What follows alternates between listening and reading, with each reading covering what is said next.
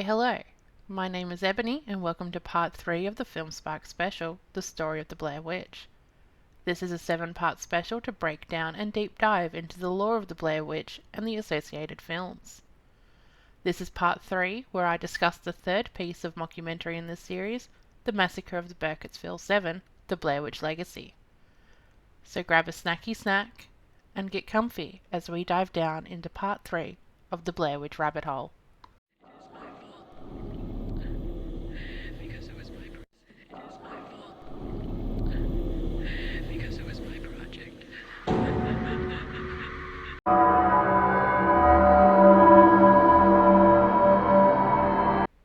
When the Blair Witch Project premiered on Showtime, it was accompanied by a new 40-minute Blair Witch mockumentary named The Burkittsville 7, which delved into the murder case of Rustin Parr that was mentioned in the Blair Witch Project.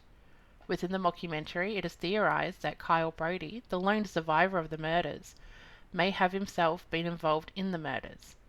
Within the mockumentary, it is mentioned that after Parr was hanged, Brody grew up to become a troubled adult who spent most of the latter part of his life in mental institutions before committing suicide in the year of 1971.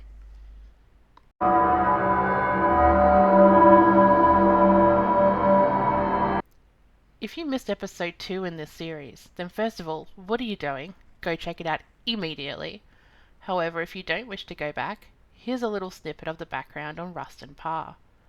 The story of Rustin Parr is first mentioned by a local in an interview that's seen in the feature film Blair Witch Project. It is stated that the story goes Rustin Parr was a man in the 1940s who abducted 7 children from the town. He lured them to his basement and would kill them in pairs, ensuring one of the 2 would be standing faced away in a corner. This is a pivotal piece of information when watching the film and ties into the ending.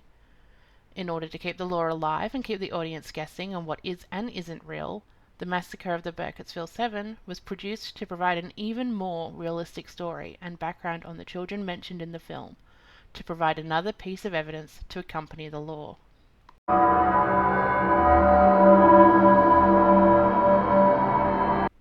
Film archivist Chris Carrasco explores the history surrounding the life of notorious Burkittsville serial killer Rustin Parr.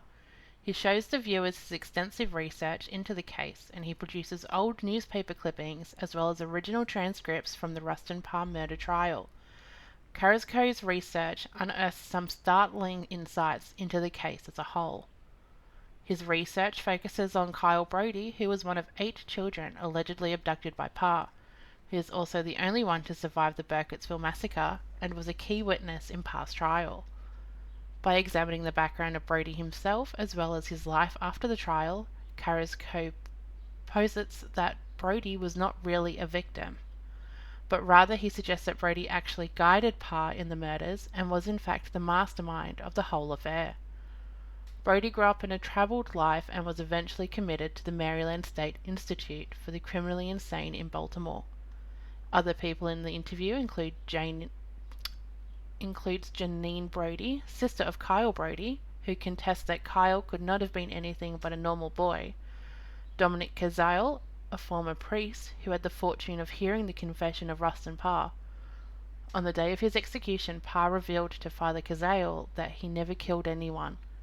Dr. David Hooper, the filmmaker responsible for the 1969 documentary White Enamel, which showcased the internal workings of life inside the Maryland State Institute.